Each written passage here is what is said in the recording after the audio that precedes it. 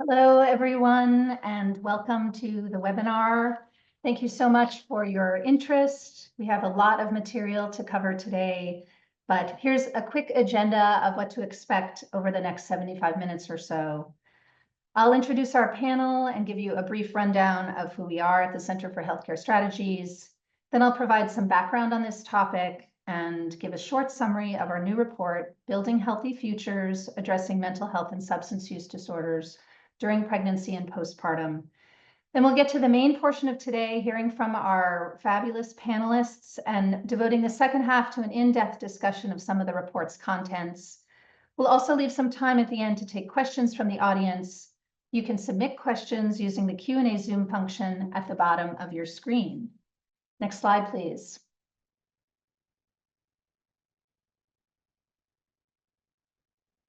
I can actually go to the next slide. Thank you so much. I'm Carla Silverman. I'm the Associate Director for Complex Care Delivery at the Center for Healthcare Strategies. Today, I'm honored to be joined by some incredible colleagues doing work in the maternal health field. All of them served as interviewees and advisors on our recent report. Today, we'll be hearing from Lisa Hazari, President and CEO of the New Jersey Maternal and Infant Health Innovation Authority, Daisy Goodman, Assistant Professor of Obstetrics and Gynecology and Midwife at the Giesel School of Medicine and Dartmouth College in New Hampshire, Kat Livingston, Medical Director of Health Share of Oregon, Project Nurture, and Yosefa Shearer, Program Manager and Doula with Moms Do Care Empower in Massachusetts. Next slide, please. Center for Healthcare Strategies is a nonprofit based in New Jersey that works with stakeholders nationally to strengthen healthcare services to ensure better and more equitable outcomes, particularly for children and adults served by Medicaid. Since 1995, we worked in every state in the nation. We partner with state and federal agencies, health plans, providers, community-based organizations, and consumers to make healthcare work better for people who face serious barriers to well-being. Barriers like poverty, complex health and social needs, and systemic racism. Next slide, please. So I'd like to set the stage and give you a little bit of context for the panel discussion we're going to be hearing today and share a little bit of what we learned in our report that was published this week. The US has one of the highest maternal mortality rates among high-income countries, and there are significant racial and ethnic disparities in morbidity and mortality, with women of color suffering disproportionately. And these mortality rates are not improving. In fact, they have been worsening. 2 out of every 3 maternal deaths happens in the postpartum period. Many are unaware of what a high-risk time this can be, with mental health disorders and substance use driving many of these poor outcomes. Today, suicide and substance use overdoses alone account for 20% of postpartum deaths. Historically, there's been a shortage of accessible, integrated, family-centered care available to pregnant and postpartum individuals with mental health and substance use disorders. Care that addresses not just a person's physical health, but also supports their mental health and well-being, and addresses their social needs, such as housing, food, and transportation, because these things are all tied together. There also exists tremendous stigma for pregnant and postpartum individuals suffering with mental health conditions or substance use disorders to ask for help. Many fear, not without reason, that they may be treated poorly, and they risk being separated from their children if they seek treatment. But with 41% of US births covered by Medicaid, and almost every state in the nation having extended Medicaid coverage for a full year postpartum now, the US is at a crossroads. We have the potential to improve perinatal care, and we have the potential to reduce maternal mortality and help and reduce suffering for families and children. Today, we will highlight emerging pregnant and postpartum care models that draw from the work that CHCS has been engaged in over the last year. These models are featured in our recently published report that distills lessons from partners across the country about what's working for this population and where there are opportunities. There are additional models and approaches featured in the report not covered in today's webinar, and I urge you to check out the report and you can read about them there. For this work, we spoke to state Medicaid agencies, Medicaid managed care organizations, community-based organizations, physicians, midwives, doulas, peers, CHWs, people with lived experience, and mental health and substance use experts. Our research pointed to promising practices, some of which you will hear about today. We also framed this in terms of what states, payers, providers, and community-based organizations can do now. If there's anything we realized while doing this work, it's that everyone has a role to play. One of the biggest issues is that maternal health care and behavioral health care are siloed. One sector or group cannot make these changes alone. With that in mind, I'd like to share, and I'll just read them because we'll talk about them in the panel, our 6 key recommendations. Next slide, please. Our first recommendation is around supporting dedicated care teams. We also recommend centering people with lived experience to drive health equity, normalizing substance use care, training all staff on bias and stigma, expanding the community-based workforce, and using harm reduction and street medicine approaches. So now I'd like to turn it over to Kat Livingston from Project Nurture at Health Share of Oregon to share with you about her work. Thank you, Carla. I'm Kat Livingston. I'm a family physician and preventive medicine physician, and I'm also the medical director of Health Share of Oregon, which is a Medicaid payer. In Oregon, we call them coordinated care organizations, or CCOs, which are kind of similar to managed care organizations or accountable care organizations in the rest of the country. So Health Share is the biggest CCO in Oregon. We serve 450,000 Medicaid members in the Portland metro area.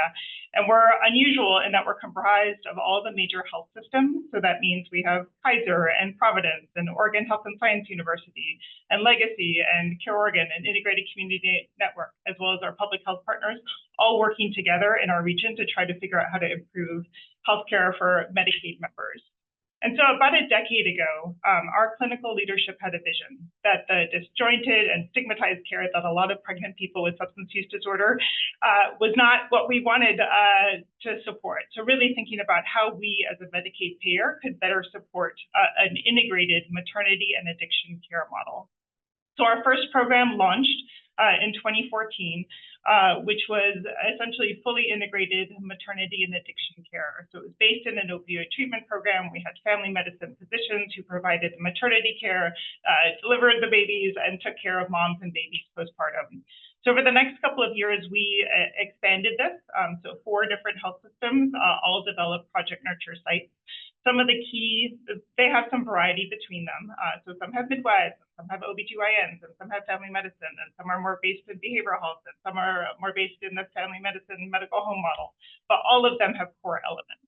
And these core elements include integrated maternity and addiction care. All of our pregnant members with SUD have access to addiction counseling and treatment, including medications for opioid use disorder, buprenorphine and methadone. Peer recovery support is a key component of this model. So this is people who have lived experience with substance use disorder, who are a core part, who are meeting with the Project Nurture participants.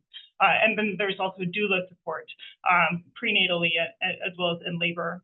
All of our Project Nurture sites offer weekly groups. So there's education and support. The peers are a key component of this as well. There's parenting support built into that. And then all of the Project Nurture sites also coordinate with social services, including case management, and helping people connect with resources. So it's now been 10 years, and we've had 2 formal evaluations of the Project Nurture program.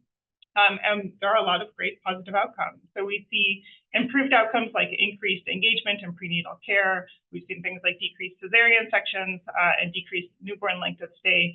And then one of the outcomes that's really profound is that we've seen with Project Nurture that there's less child maltreatment and decreased foster care placement.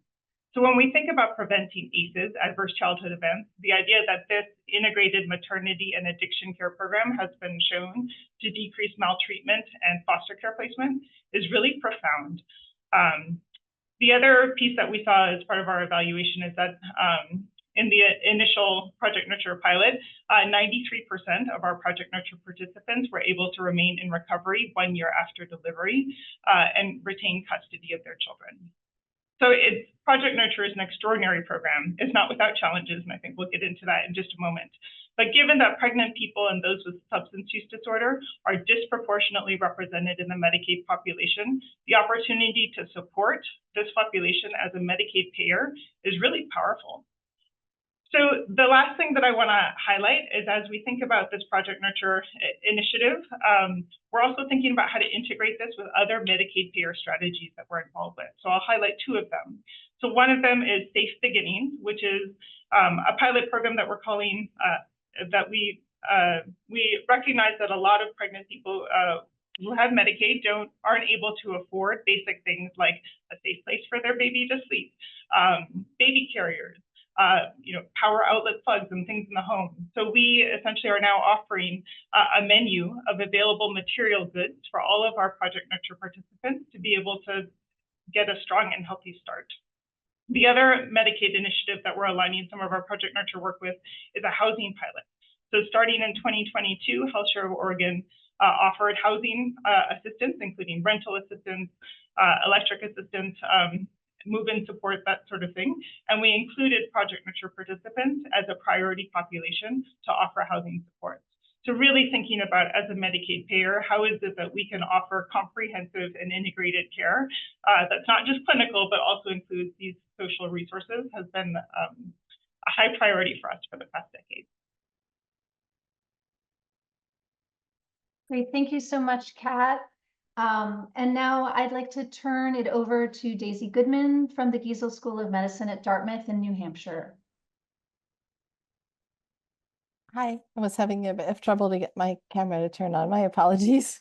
Hello, everyone. I'm Daisy Goodman, a certified nurse midwife and associate professor at Giesel School of Medicine at Dartmouth Health, which is the affiliated academic medical center. Dartmouth Health launched an integrated perinatal SUD treatment program similar to some of the aspects of Project Nurture in 2013, including psychiatry, behavioral health, peer recovery support, and case management. And the evolution of this program over the 10 years since has really been led by patients. So in 2014, that program added midwifery care. But after several years of building this successful program, we recognized that there were still about 2/3 of our patients with SUD who were not choosing integrated care, many of whom were in treatment already with community-based providers. And they were just getting routine OB care from our clinic, our regular obstetric clinic. So there were a number of problems with this. First, that we were offering two different standards of care for similar groups of people, which isn't fair. And secondarily, that patients were experiencing a serious disconnection between environments of care, especially when they moved from the regular clinic to the inpatient setting to have their babies. They really hadn't been adequately prepared or had the education and sort of anticipatory guidance that about what would happen when they had their babies. So we felt that it was really important to sort of fix what we were doing in the general obstetric clinic. So we developed a model called Purple Pod. Purple Pod was developed to create a better process of care for this specific group of patients, and to further also to develop, because we are a residency training program, the OBGYN workforce to make sure that our residents and future physicians, therefore, understood how to take optimal care of patients with SUD rather than treating them with sort of bias or lack of knowledge. So over the years, our practice in Purple Pod has also evolved with regards to the focus of the clinic, and we now include doula care and have integrated care on the inpatient side as well as outreach in the community. So as it currently stands, Purple Pod provides integrated trauma-informed person-centered care for patients with mental health disorders, SUD, and health-related social needs, which is part of our sort of comprehensive system-wide perinatal substance use treatment approach. I'm the primary attending provider in this clinic, training OBGYN residents in sort of elements of addiction medicine and perinatal mental health care, as well as trauma-informed care. And we utilize this multidisciplinary team-based framework to introduce our residents to a new approach to caring for patients, which is heavily driven by peer support and case management, as well as the option for behavioral health counseling if patients need it. Our residents tell us every year they wish that all care was delivered this way, and that they find this to be inspiring their practice as they move on to have independent practice. So we really feel that part of our mission is to improve the way our discipline cares for patients sort of moving forward.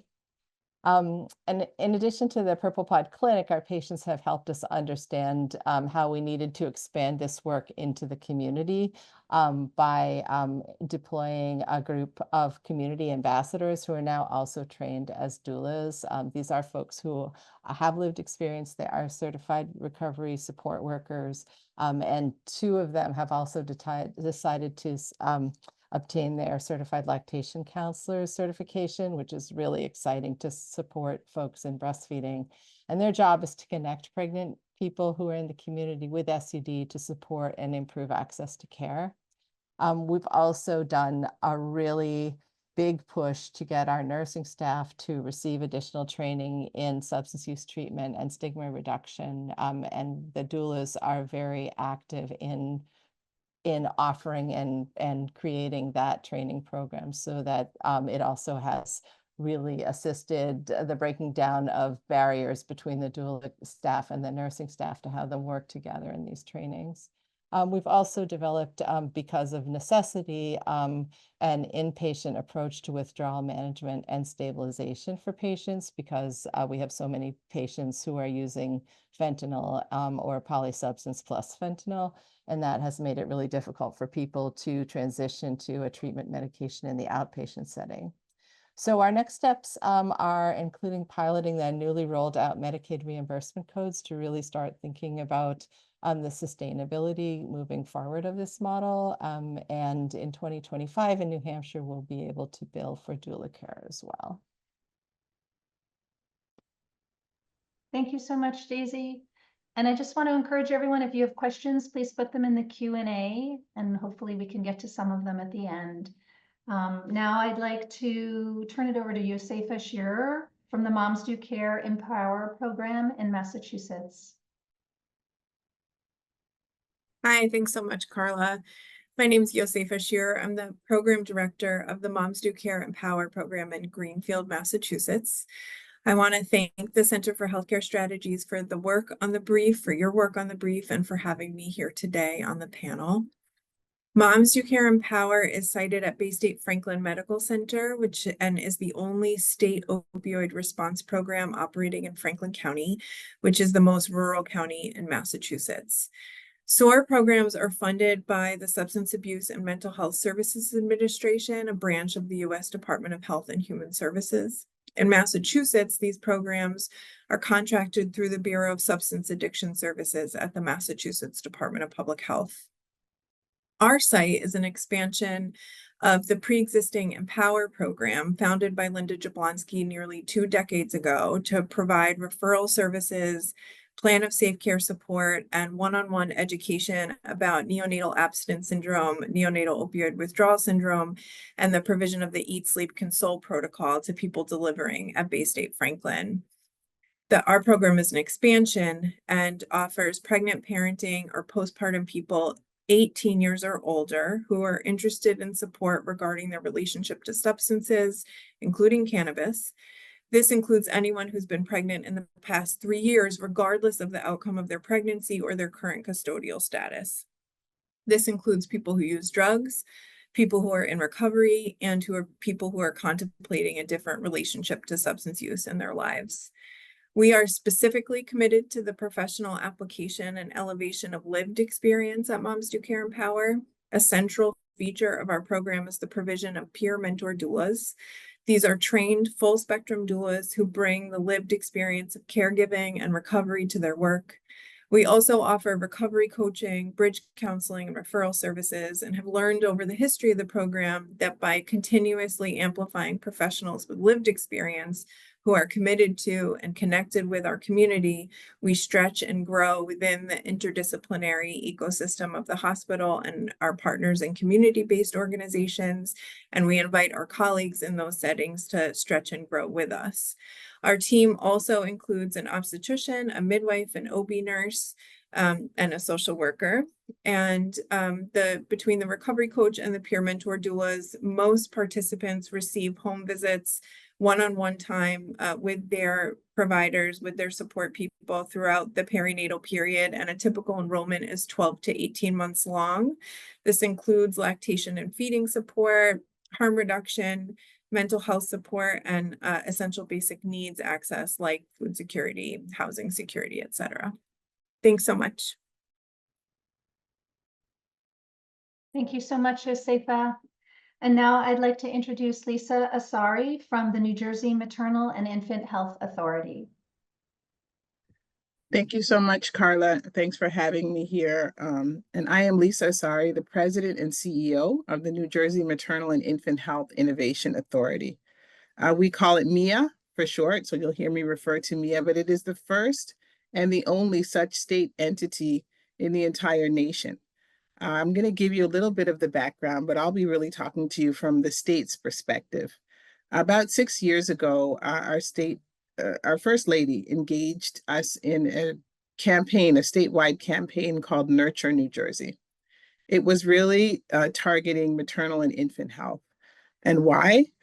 Because in New Jersey, a Black mother is 7 times more likely to die from a pregnancy-related complication, and a Black infant is 3 times less likely to make it to its first birthday than their white counterparts.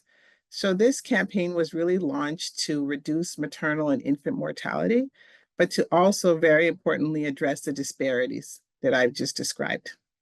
And I think what was unique about this campaign was that we developed a strategic plan, but we really included many different state entities and agencies. We have 22 state agencies that are involved in this work.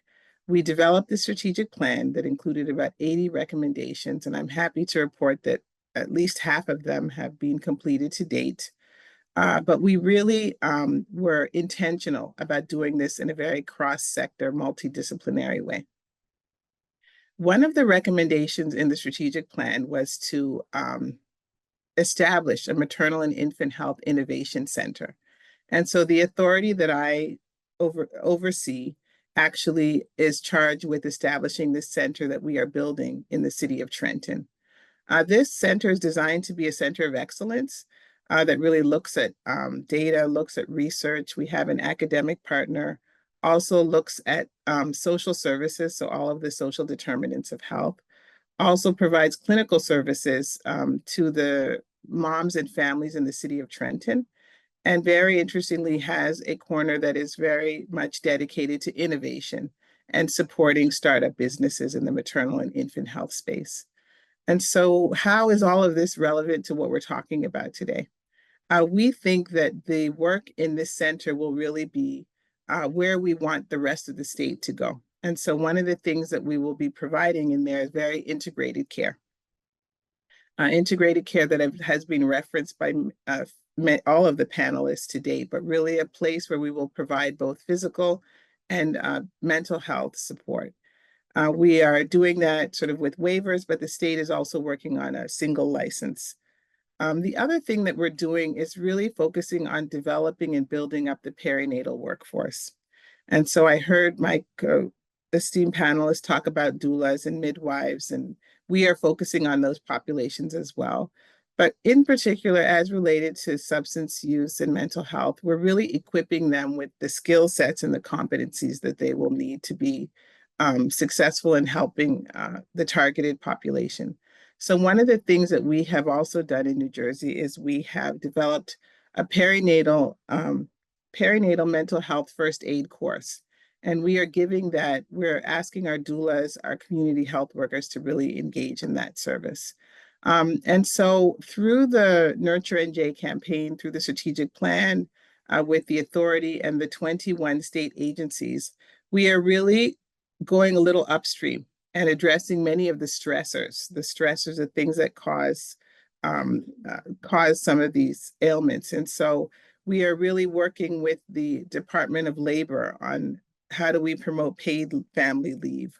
We are working with the Department of Agriculture around food security, working with the Department of Transportation around a special NJ Transit program for high-risk moms, working with the Department of Banking and Insurance on 529 plans. And so really looking at addressing maternal and infant health very holistically with a whole of government approach. And also we have started a universal home visiting program that has been launched. Was launched early this year and is now moving out to I think 10 counties statewide. But this is where a mom gets a home visit from an RN, from a nurse within 2 weeks of having a baby. And this program is open to any new mom in New Jersey, regardless of income or insurance status. So this is the universal home visiting program that we are promoting that also gives us an opportunity to check in with moms early around mental health issues and other issues as well. So I've just described to you sort of the New Jersey statewide approach. It really was launched and birthed out of our strategic plan around Nurture NJ. We do have a Maternal and Infant Health Innovation Authority, which I do lead. And it really is designed to be a center of excellence, similar to cancer centers that we see around the country. But this is the first and only maternal and infant health center.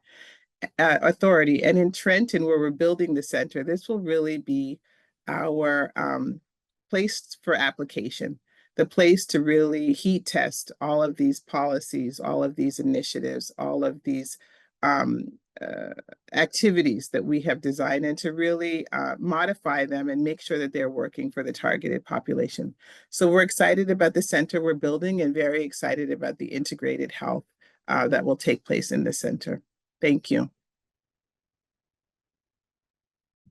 Thank you so much, Lisa. And now we'll turn to our panel discussion. And I just want to say, wow, such impressive and amazing work you all are doing. I really take my hat off to all of you. Such wonderful leadership. And Lisa and Daisy, you can turn your cameras on. Great. So, yeah, I just got like a burst of wonderful feeling just hearing all of you talk. All of you have worked from different angles and perspectives on improving care for pregnant and postpartum individuals with mental health and substance use disorder in different ways. And I'm sure that each of you has lessons learned that I think our audience could benefit from hearing about. So maybe if it's all right, Lisa, I'm going to start with you, and I would love to hear from the state perspective what lessons you've learned along the way as you have implemented this work that you just described to us. Thanks, Carla, for the question. I would say many lessons learned. We continue to learn them every day, but some of them would really be the importance to really have integrated health. The real importance to make sure that we don't see them as separate and apart, and we really create spaces and create teams that will address both the physical and behavioral and mental health aspects. The other thing I would say is really addressing the stigma. And the stigma, unfortunately, amongst providers, some in the provider community. And so a lot of the work that we have done in this space has been really to share best practices with them, fully engage them in the conversation. And we've done a lot of that through ECHO web-based trainings. And so it's not uncommon to have our ECHO series running at 7 a.m. or very early in the morning to kind of catch the providers when they're available, to really share with them information. And we've had someone with lived experience on the ECHO training hub team. And then the last thing I'll say is really the lived experience, really having the peer-to-peer education.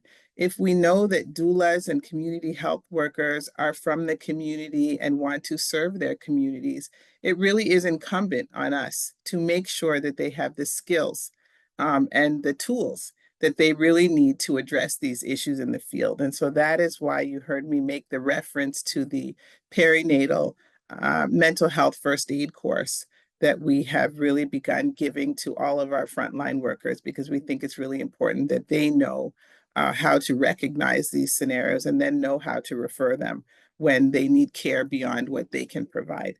So learning lessons every day, but I share with you just a few of them that really come to mind. So thank you. Thanks, Lisa. Pat, I'd love to hear your perspective and how what payers should be thinking about as they try to embark on this kind of work. Yeah, so I would echo Lisa's, we are learning things every day.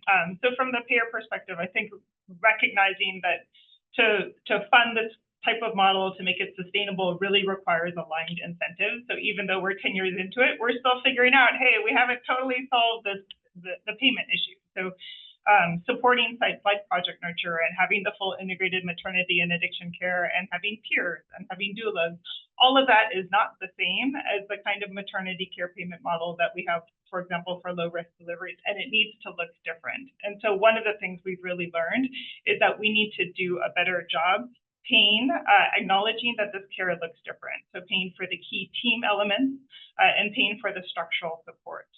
Just some examples. So for example, the peers, we have peers with lived substance use disorder experience.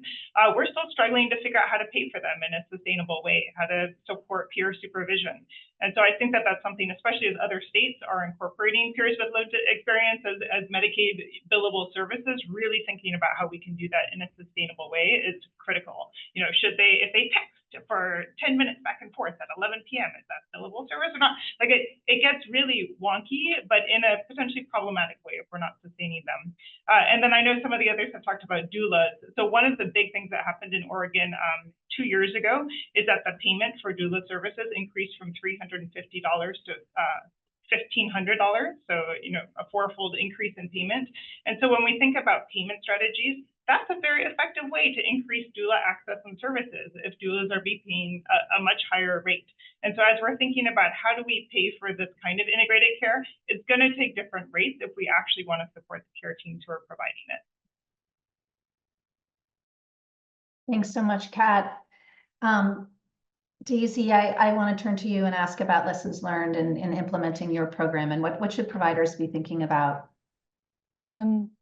Thank you. So all of the programs that have been described today have very similar core integrated elements, but many of them are, as mentioned, not reimbursable. So health systems are really challenged to provide them consistently. I think that healthcare organization should really work with our state and Medicaid payers and our state agencies to encourage them to optimize our reimbursement. So that multidisciplinary teams can really do their work, and hospitals and health systems don't have to think about cutting costs and not providing adequate care. We also need to be thinking about how to pay for community-based care and harm reduction services that are provided in affiliation with health systems. So the health systems need to be thinking about going out and being available and accessible in a community, and that needs to be reimbursable. The other thing that we have really been wrestling with is sort of a sustainable payment model for inpatient withdrawal management and stabilization admissions, because that's becoming more and more important for our patients, given sort of the intensity of, for example, fentanyl use in the community, and how difficult it is to transition onto a treatment medication, and how uncomfortable it is to transition onto a treatment medication. People need to be somewhere where they can really get optimal comfort measures and really be like nurtured while they're going through a pretty difficult transition.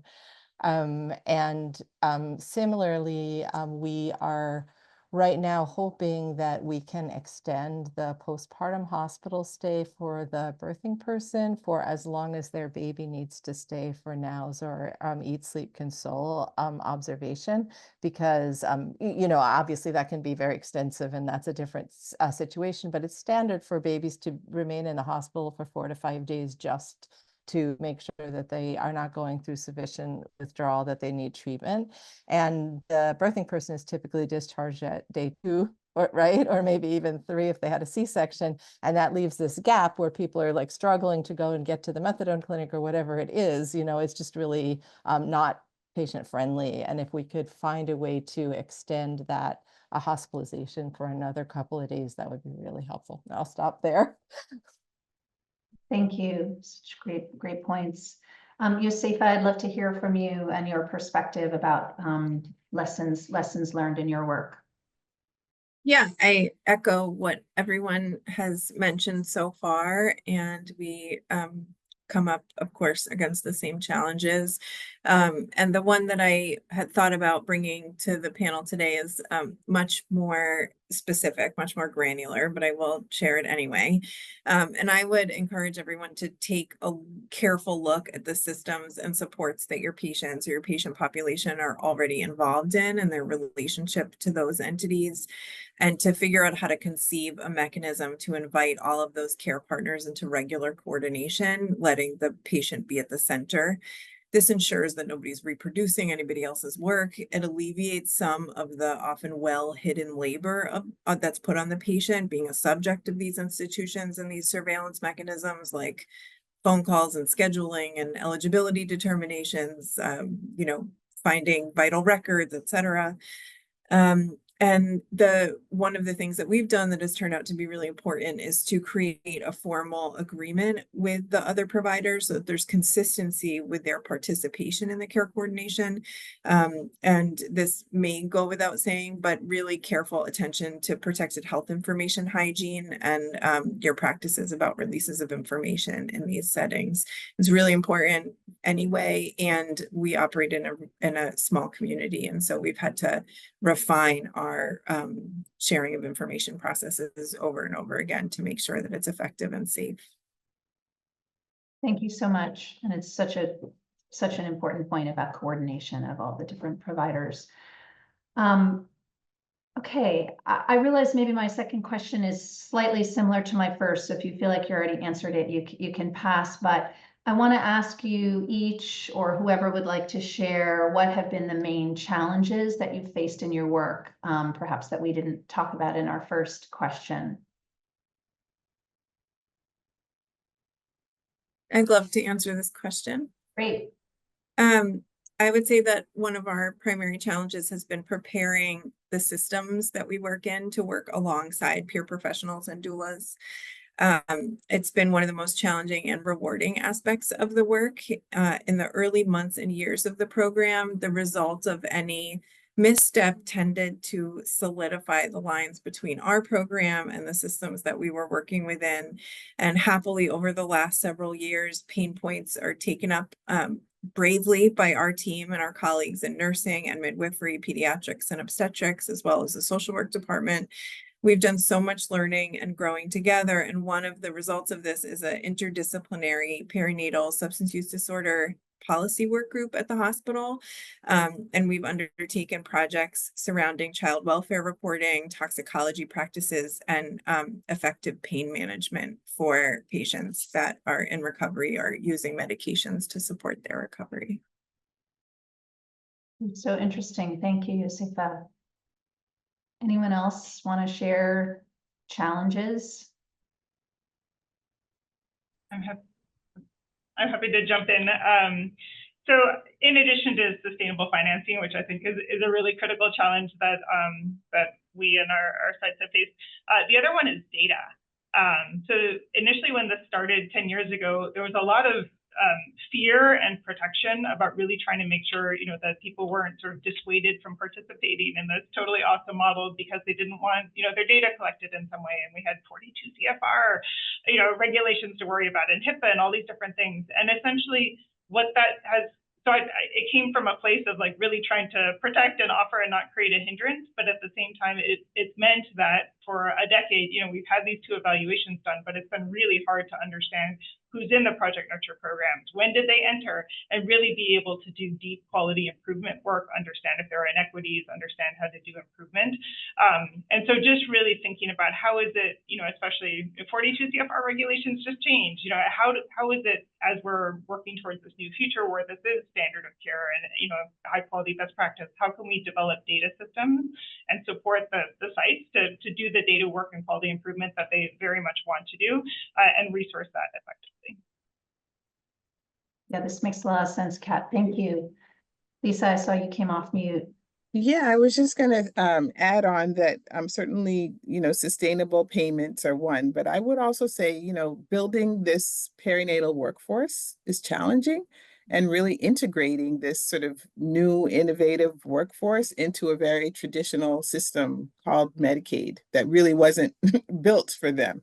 And so, there has been some tensions, and some challenges, and just getting folks paid, getting folks enrolled in Medicaid, making sure the training is up to date. And so, I think some of the ways we're trying to mitigate that in New Jersey is we've created something called the Doula Learning Collaborative that includes many different players, right? Mia will do the coordinating function. So we are updating the curriculum, developing a doula train the trainer, doula coach training, because we recognize people need ongoing training. And so, the original doula training didn't include much about substance use and mental health, but this version will. And so I think the challenge is really building the workforce with the skill sets that they need. And those skill sets continue to evolve and topics continue to emerge. And so we really are making sure that we stay connected to them. So we have about 12 doulas that are coming together over the next couple of months to really design this next 2.0 version of the doula training that we have a Medicaid benefit for.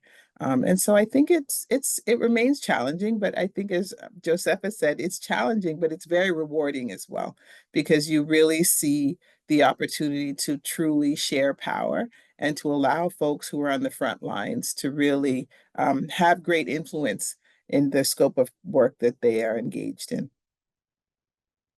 Thank you so much. I really appreciate that answer. It's like very serious culture change, right? That we are all involved in.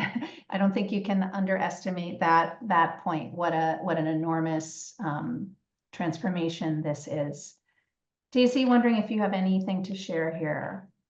Yeah, I was just going to echo that it is definitely a paradigm shift. And I think stigma reduction is a huge piece of that. And when I think about the work that's done in improving systems of care for other conditions, it's not such a hard sell.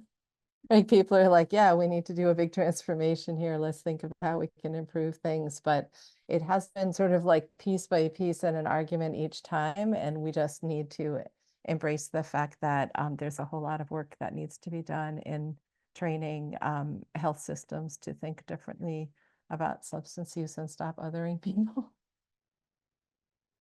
Great, thank you. So I want to ask you a question about the framing of this topic, which the team and I wrestled with and talked about a lot, and that is that care for pregnant and postpartum individuals with mental health and substance use intersects with so many other areas of healthcare policy and advocacy work. For example, behavioral health or social care or health equity. Like, there's an argument to be made that you could come from any of those angles and, try to improve things just with that frame. So I wonder what you all think about not framing this as a maternal health issue.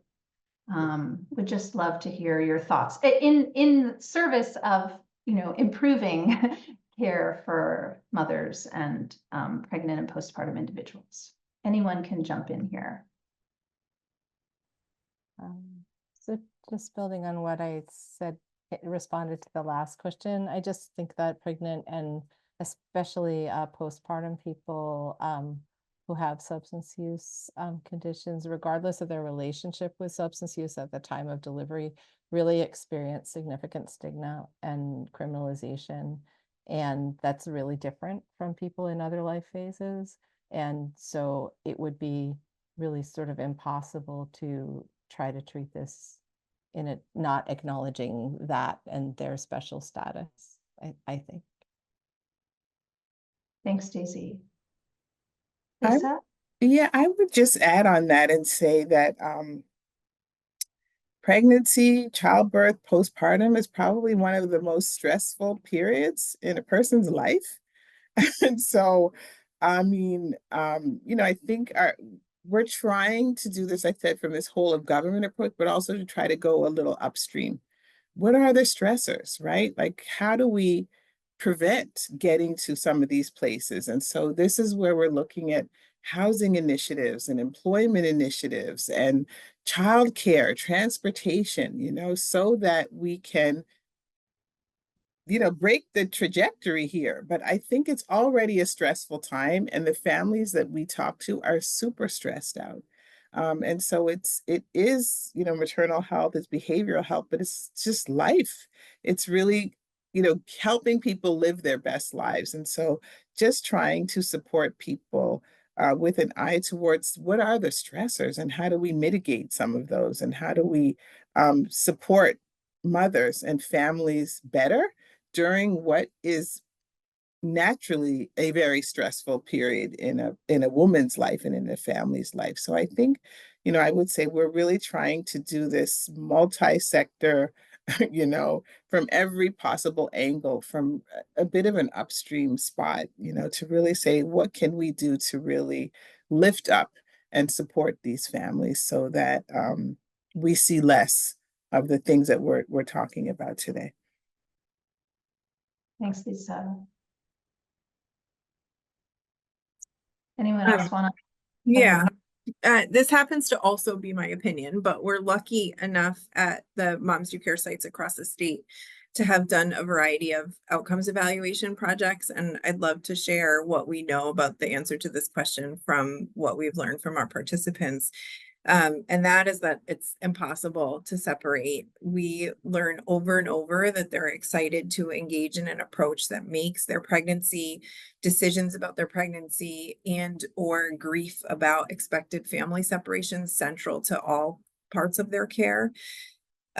We know that pregnant, parenting, and postpartum people deserve to have excellence in their care and supports, and it means having access to providers of all kinds with expertise in perinatal SUD care, which of course requires robust funding mechanisms for training and professional development, institutional commitment to excellence in this area. And I just, I know that doula care is sort of ballooning in the locations where it's becoming professionalized and billable, and that is wonderful in many ways. And I just want to caution systems excited about including doula care to also think about what Lisa mentioned, which is supports built in, ongoing training built in, reflective supervision mechanisms for the doulas and the other peer supports that are witnessing all of these things, including the stigma and the medical racism and the trauma that's happening to the people that they're supporting.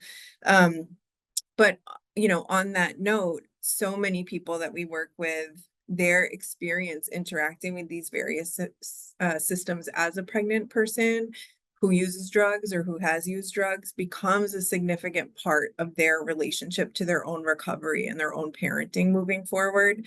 And it can be a context that's ripe for trauma and mistreatment, criminalization, unchecked medical racism and bias. But when we focus on building capacity in perinatal SUD care, we do see that we mitigate these realities to great effect, and that it has downstream effects on the patient and their families and our communities that we live in.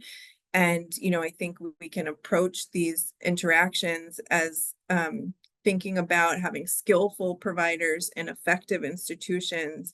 And then all of these opportunities become all of these interactions become opportunities for post-traumatic growth instead of post-traumatic stress, and building connections, and really like putting our money where our mouth is and our actions where our mouth is when we talk about recovery as a form of community strength and community resilience. You know, every time we can correct one of these intersections that is typically a pain point, I think we're improving recovery and parenting for everyone in our communities. Yeah, this makes a lot of sense, Josefa. Thank you. Kat, did you want to share anything here? I mean, I think in terms of the framing, I think that there's widespread agreement across most of the nation that maternal health care is really important, and I think people really resonate with supporting families. So I think, you know, behavioral health has longstanding stigma that's decades long. It's been underfunded, so that there is a lot of stigma to potentially also add into the conversation there. So I think some of my excitement around new framing is really about this opportunity around social support. You know, we have, I think it's a dozen states now that have Medicaid waivers to support, you know, housing and food and climate benefits and transportation.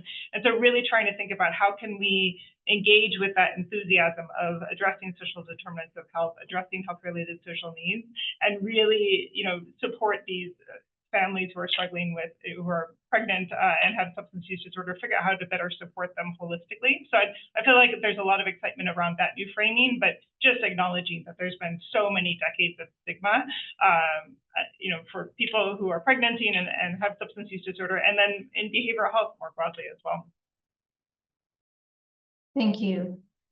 It's an interesting question. I frame it because I feel like maternal health gets sidelined. So always looking for angles to get these issues, to have people pay attention to them more, and to understand that, you know, mothers are people who are pregnant, and then it's not like this thing that happens, you know, separate from everything else we think about for the Medicaid population. I want to turn to some of the questions that we are getting in the Q&A and some that we received before the webinar. So the first question I'm going to turn to is, someone asks, what are best practices on engaging and following up with this population? I would love to hear from some of you. We highlighted some of this in our brief, but anyone can jump in here. And maybe I'll just add something that I thought was super interesting, and again, that we talked about in our report, was this meeting folks where they're at, right? Kind of no wrong door, and using some lessons from street medicine. I don't know if that helps anyone answer this question, but I'd love to hear your own perspectives here. I could jump at this one, take a stab at this one. I would say we have a program in New Jersey called MRAP, where we sort of assign a case manager, someone to really support and advocate for the mom for up to 1 year after birth. And that person is really helping them sort of navigate the system. We also have plans of safe care, where we really develop plans that will help the mother sort of stay out of child protective services. And so I think there's a lot of fear during this time period. And I think one of the things that we've seen in the MRAP program is that having someone there, a case manager, to really help you navigate through the system has been of great support to moms and families. And so I think we in New Jersey would classify that as a best practice and something that we do. Great, thank you. Others? Yeah, we just really endeavor to make it as low barrier as possible. We have a number of referral mechanisms, but most of the referrals come from our midwifery and obstetrics practice. We're lucky enough to work in a small community where there's one practice that, you know, the birthing unit has only one practice with privileges there. So we're all in very close touch with each other, makes care coordination, facilitates care coordination. But I would say, you know, to be very specific, some of the things we do is offer telehealth, in-home or in-office opportunities to get enrolled and work with us. We can meet with people out in the community. We can meet with people at as part of their recovery community. We can enroll people when they're still engaged in residential substance use disorder treatment, including involuntary commitment. And there's a involuntary commitment locked facility in our town, in our city.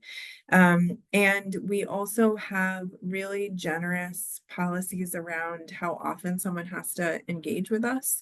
You know, we're very clear at the point of enrollment about what we can offer and what we can't, depending on the relationship we're able to build with you and how much contact we have with each other. But it's not a situation like many of our local behavioral health organizations, where if you miss so many appointments or you're not in touch for so many days, that you get added to a wait list or discharged from a program. We also, I don't know if this bears repeating, but we enroll people. You don't need to be in recovery to enroll in the program. We enroll people that are at various stages of recovery, active substance use, in and out of the county, et cetera. Thanks, Josefa. Unless someone has something else, I'm going to move to our next question. So this one is specifically, I think, maybe for you, Kat, and that is, what are the specific strategies that managed care organizations can implement? Someone asks, you know, QI pilots, using SMART goals. I'm not sure how like the way that would happen, but yeah, can you speak to that? Yeah, so I think here's really the opportunity for managed care or payer organizations to fund, you know, initially through pilots, but really understanding what kind of model you're able to fund. So I would say funding integrated maternity and addiction care is really critical. Figuring out how to also pay for peers with lived experience and potentially doula care as well. Ideally, they're both doulas and peers with lived substance use disorder experience would be the optimal. So I think that's really, and then figuring out how to create a sustainable both system and clinical pattern. But just to give an example here, when we think about, you know, productivity standards, so if you're a family doc who's seen prenatal patients and you see a whole bunch of low risk ones, there's a certain number you can see a day. When you're seeing Project Nurture patients, their lives are complex.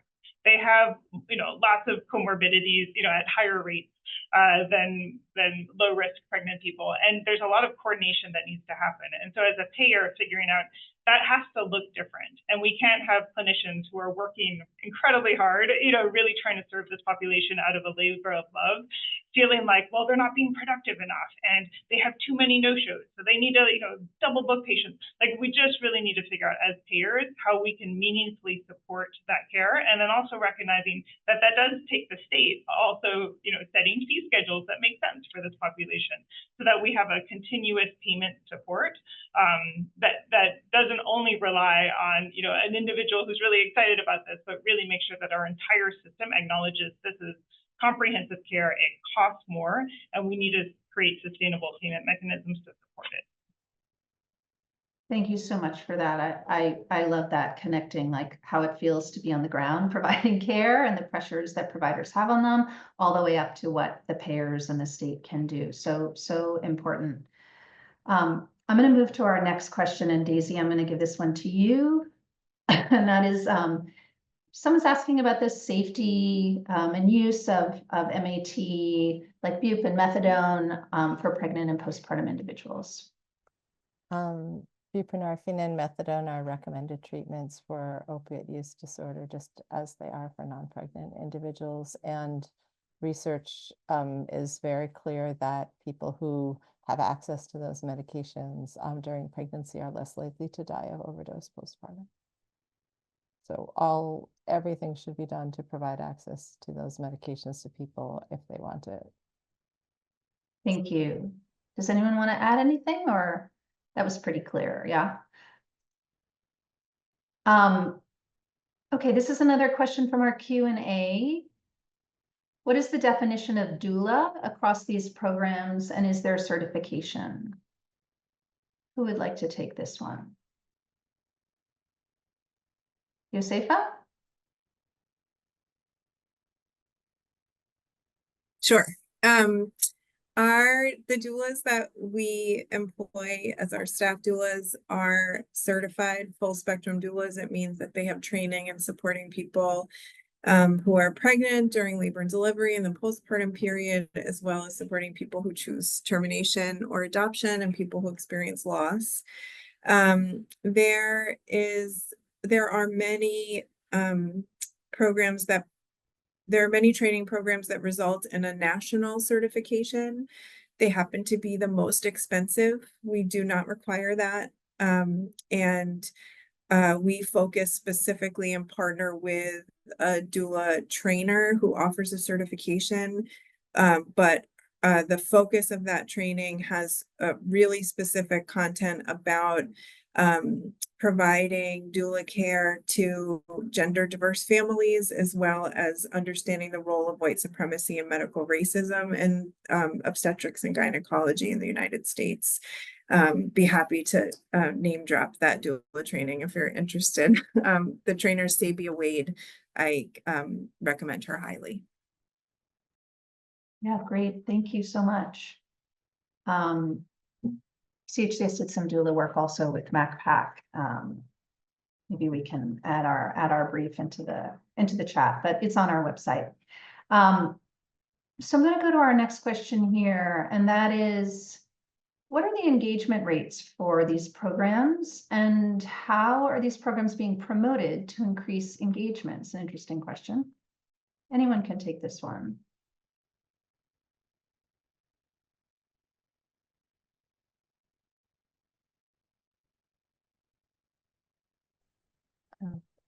I can just say that on the sort of local level, we do a huge amount of community outreach. One of the things that we are doing right now to try to reach community members who might not be coming in for care is we have a series, we with some HRSA funding have been able to develop harm reduction bags that we distribute at harm reduction events, and also all of our local first responder crews have them, and they contain like brochures for our program, as well as harm reduction supplies. And they're left at the site of any call that it goes for an overdose or any drug-related call. So we're just really trying to get our word out there. It's like, call us. We have a helpline that's anonymous that people can call. It rings to one of our peer doula recovery coach folks, her work phone, and then if she's not available, it goes to somebody else's work phone, so that there's always a friendly person who can answer the phone. People have a lot of questions. They don't want to sort of identify themselves. Lisa, did you want to add something there? Thanks. I would say in New Jersey, we have a system called Connecting NJ, where we have sort of resource and referral specialists who really help new moms connect to a whole array of programs. And so certainly the programs around SUD and mental health would be included in the roster, but this is the program that kind of helps you get a doula, helps you sign up to get a home visit, helps make sure you're connected to WIC. And so they really are community-based folks who really help new moms navigate. And you tend to get referred to Connecting NJ from your physician, from health systems, from a variety of places. And so we see that as sort of a one-stop shop for you to become aware of all of the resources that we have for, moms and families based on your needs. So that is certainly one way that we sort of push that out. But we also push it out through the folks who are boots on the ground. The more that they know about the programs, the more that the families will become aware. And so we've spent considerable time sharing in our trainings about local resources, because, it's fine to know the sort of 101 about being a CHW or a doula, but you really need to know what you can find locally within your county and your local area. So we spend considerable time making sure that we give those resources to the folks who are closest to the families that we serve. But Connecting NJ is the sort of overarching system that we use to sort of make those referrals and to really identify the list of resources that we have specifically for moms. And Go ahead. Go ahead. I'm happy to add from the clinical perspective too, that because each of our major health systems in the Portland metro area has a Project Nurture program, whenever someone is seeking maternity care, whether it's through family medicine or midwives or OBGYNs, they know that the Project Nurture site exists and they can connect them into that care. We do have some people who show up, at labor and delivery who have not sought care throughout their pregnancy. And so when we identify that somebody would be a Project Nurture eligible patient, when the clinical care teams identify that, they'll try and get them into their health system and that's supported by their payer to really make sure that they know that it exists. It's an option for them and they can get that kind of integrated care if they want it. Great, thank you. So I want to ask this question here about training. So someone is asking, specifically what kind of training do you recommend or do you provide in your program related to mental health and substance use care or treatment or stigma reduction or harm reduction? What does that look like in each of your programs, or whoever wants to jump in and share?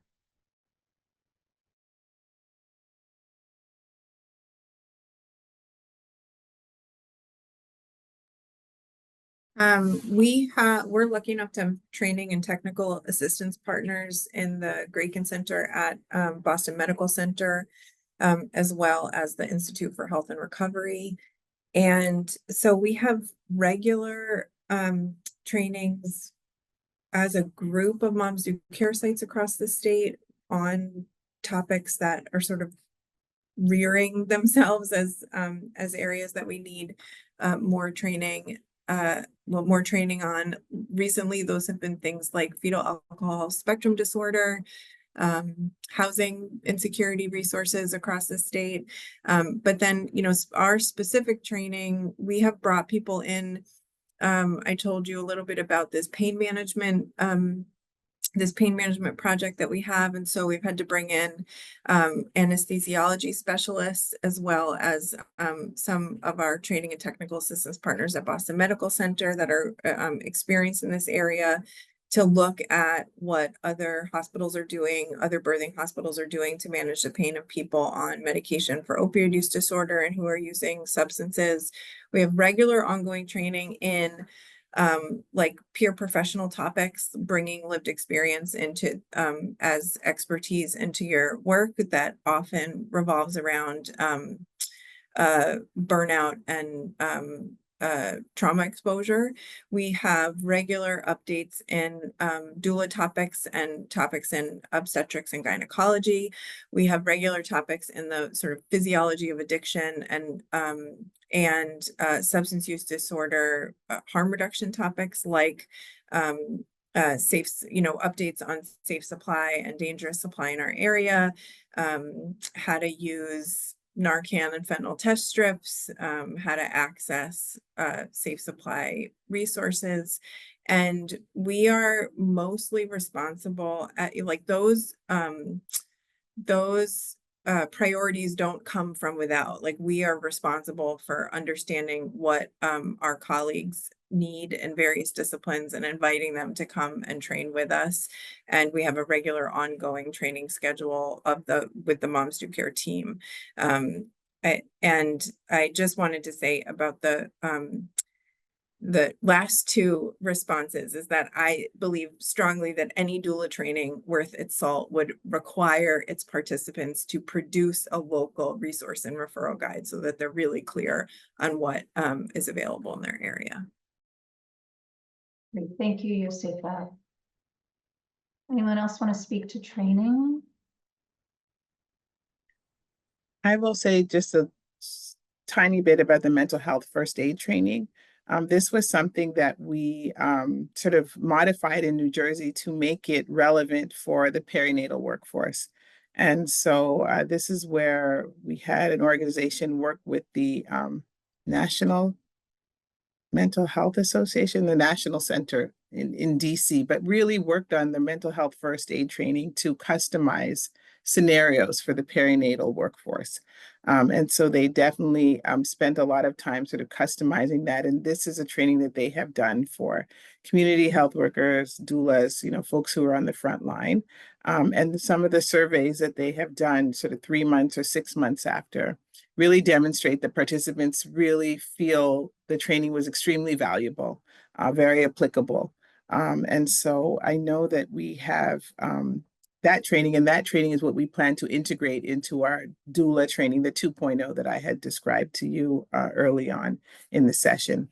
But I will agree with Josefa that all of our training includes those local community resources. And so particularly for doulas who may be trained outside of New Jersey, we think for them to really serve the Medicaid families, it's really important that they know about the local resources. So some of the things that I talked about through Connecting NJ, there is a central place to get that information.